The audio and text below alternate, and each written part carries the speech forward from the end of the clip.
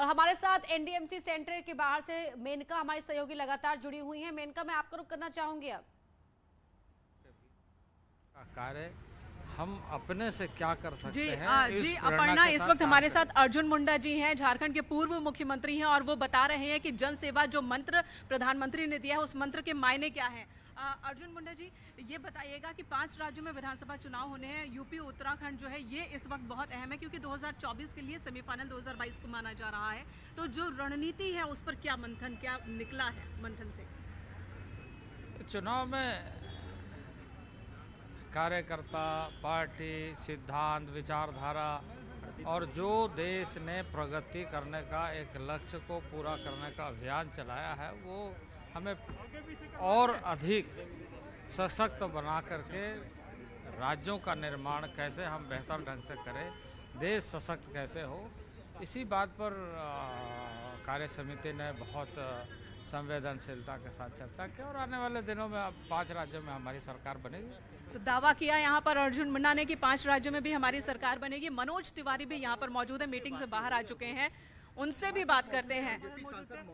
मनोज जी, आज राष्ट्रीय कार्यकारिणी की बैठक हुई है। बिल्कुल मेनका यही हम लगातार यहाँ प्रेस कॉन्फ्रेंस भी हुई बीजेपी की तरफ से, उसमें कहा भी गया कि मनोज जी आप लाइव हैं। अपर्णा मनोज जी से सुन लेते हैं। अपने आप में आप जब पढ़ेंगे तो अद्भुत है, और सबसे बड़ी बात कि प्रधानमंत्री जी शुरू से अंत तक सबको सुने हैं और एक बहुत ही बड़ा भविष्य भारतीय जनता पार्टी का देश ने अपने दिल में बिठा। तो राष्ट्रीय कार्यकारिणी की बैठक होना है उत्तर प्रदेश में, उनका प्रस्ताव भी आपने सुना होगा। हाँ, वो एकदम सटा हुआ है ना दिल्ली से, तो इसलिए वो आ गए। बाकी सभी मुख्यमंत्री अपनी अपनी जगह थे और योगी जी की उपस्थिति हम सब के लिए बहुत प्रेरणादायक। एक अंतिम सवाल, छठ पूजा क्या यमुना नदी में होगी?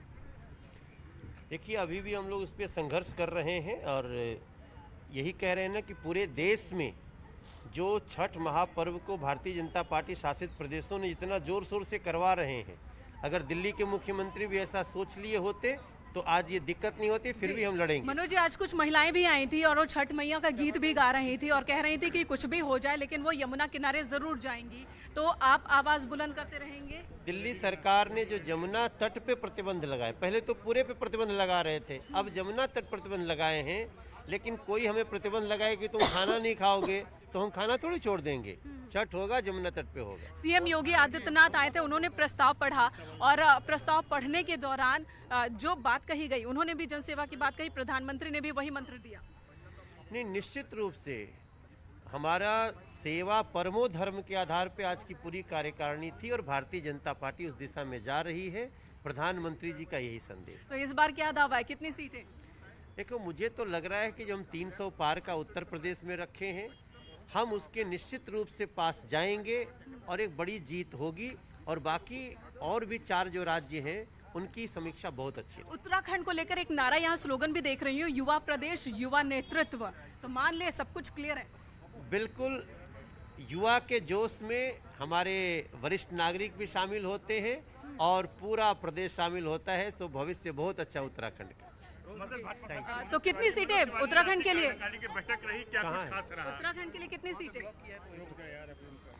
जी देखिए, उत्तराखंड में हमारा 60, अब की बार 60 पार का नारा है और हम इसको सफल बनाएंगे। जो एक कंफ्यूजन है, खासकर कांग्रेस से जो नेता आए 7 साल पहले, थोड़ी बहुत परेशानी, उस पर भी कोई मंथन, कोई बातचीत हुई क्या, कोई चर्चा कि कैसे उस पूरे मंथन तो बहुत विषयों पे हुआ, लेकिन बहुत सकारात्मक हुआ है और जो भी आ रहा है कंट्रीब्यूट कर रहा है। धन्यवाद मनोज जी हमसे बात करने के लिए। न्यूज़ 18 पर मनोज तिवारी, सांसद बीजेपी, और सुना आपने कि वो भी भरोसा जता रहे हैं और दावे कर रहे हैं कि जितनी सीटें पहले मिली थी उससे ज़्यादा सीटें इस बार इलेक्शन में मिलने वाली है। और इस तरीके से बीजेपी की राष्ट्रीय कार्यकारिणी की ये मीटिंग यहाँ पर समाप्त हुई है। उत्साह है कार्यकर्ताओं में, नेताओं में, ये तमाम नेता जो बाहर आ रहे हैं वो कह रहे हैं। कैमरा पर्सन नरेश के साथ मेनका चौधरी, न्यूज़ 18 उत्तर प्रदेश, उत्तराखंड के लिए। अपर्णा। बिल्कुल मेनका, तो हम देख रहे हैं यहाँ पर कि सीधे तौर पर कार्यकर्ताओं को भी एक मैसेज दे दिया गया है कि आप जब जमीन पर जाएंगे तो बीजेपी सरकार की उपलब्धियों को लेकर तो जाएंगे ही, और साथ ही सेवा भाव से जाएंगे, यानी कि जितना हम्बल रहेंगे उतना ही आप करीब पहुंच पाएंगे, कनेक्ट कर पाएंगे जनता से। बिल्कुल बिल्कुल यही बात कही गई है प्रधानमंत्री की तरफ से कि अभी तक जितने काम हुए हैं वो आंकड़े तो आ रहे हैं, लेकिन उन आंकड़ों को लोगों के बीच ले जाना है और इस भावना से ले जाना है कि ये मौका सेवा का जनता ने ही दिया है उन्हें और इसलिए उन्होंने ये काम किया है। तो इस भावना के साथ जनता के बीच बीजेपी कार्यकर्ताओं को जाने का मंत्र प्रधानमंत्री ने दिया है और लगातार नेताओं के बाहर आने का सिलसिला जारी है। जितेंद्र सिंह इस वक्त हमारे साथ। सर, मीटिंग तो अब खत्म हो गई, अब तो आप बताएंगे क्या बात हुई? जम्मू कश्मीर को लेकर के क्या अभी बात? प्रेस वार्ता करके हमारे प्रतिनिधि सारी व्याख्या करेंगे।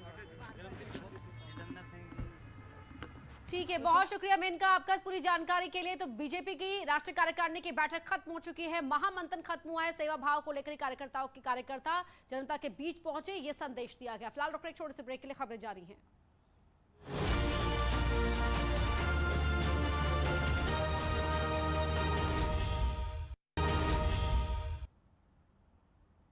और बड़ी खबर नोएडा से आपको बता रहे हैं, जहां धर्मांतरण केस में एक और गिरफ्तारी हुई है। उमर गौतम का बेटा अब्दुल्ला गिरफ्तार किया गया है। एटीएस ने नोएडा से अब्दुल्ला की गिरफ्तारी की है। अब्दुल्ला के अकाउंट में 75 लाख रुपए आने के सबूत मिले हैं। 17 लाख रुपए विदेश से आने की पुष्टि हुई है। इस्लाम अपनाने वालों को पैसे बांटता था अब्दुल्ला। अवैध धर्मांतरण सिंडिकेट का एक अहम कड़ी था अब्दुल्ला।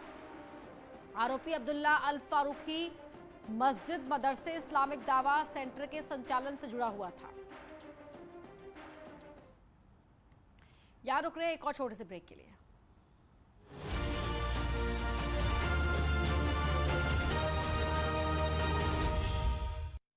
चुनाव में जीत का मंत्र